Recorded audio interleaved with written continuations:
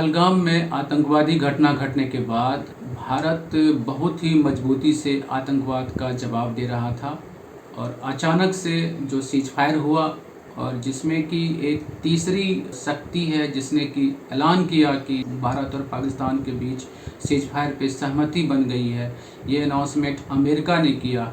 तो ये तरीका बिल्कुल ही गलत था और इससे जो भारत की संप्रभुता को नुकसान पहुंचा है। हमें इस तरह से सीज फायर का अनाउंसमेंट नहीं करना चाहिए था। इससे हमें कहीं न कहीं देश के अंदर में जो जनता है वो ठगा हुआ महसूस कर रही है।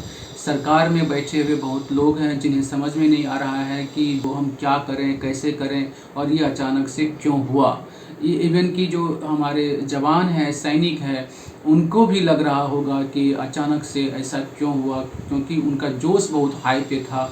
सीज फायर के तरीके से जो मुझे लगता है कि भारत के जो सैनिक हैं, भारत के जो जवान हैं, उसके जो मनोबल है कहीं न कहीं उसको ज़रूर धक्का लगा होगा, क्योंकि सेना के तरफ से जो तैयारी थी इस ऑपरेशन सिंदूर को अंजाम देने की, आगे बढ़ाने की, उसमें वो पूरी तरह से तैयार थे। लेकिन अचानक से सीज फायर के ऐलान हो जाने से उनके मनोबल को धक्का लगा होगा। ये स्थिति तब होती है जब आप हार रहे हो या जब आपकी स्थिति अच्छी ना हो, आप सक्षम ना हो।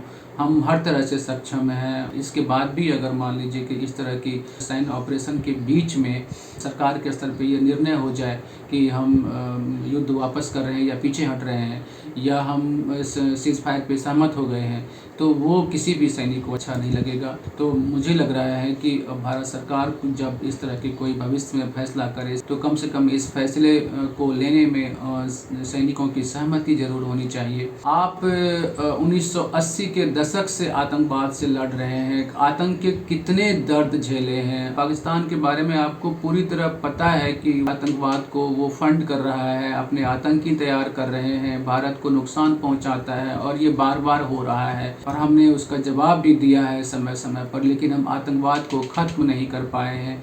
पहलगाम की घटना के बाद पहली बार लगा था कि भारत आतंकवाद की निर्णायक लड़ाई लड़ने जा रहा है। उसकी दिशा में हमारी सेना ने कदम भी बढ़ाए, लेकिन अचानक से जो सीज फायर हुआ है उससे आतंकवाद की लड़ाई को आपने डिरेल कर दिया है, या तो बीच में ये लड़ाई रुक गई है। फिर आपको कब ऐसा मोमेंटम मिलेगा ये कहना मुश्किल है और बेशक कहा गया है देश की तरफ से कि ऑपरेशन सिंदूर जारी है, लेकिन इसके कहने से जनता को ये भरोसा नहीं हो रहा है। आगे जब आप कभी भी लड़ेंगे तो जनता कैसे भरोसा करेगी कि आप जो लड़ाई है उसको अंजाम तक पहुंचाएंगे।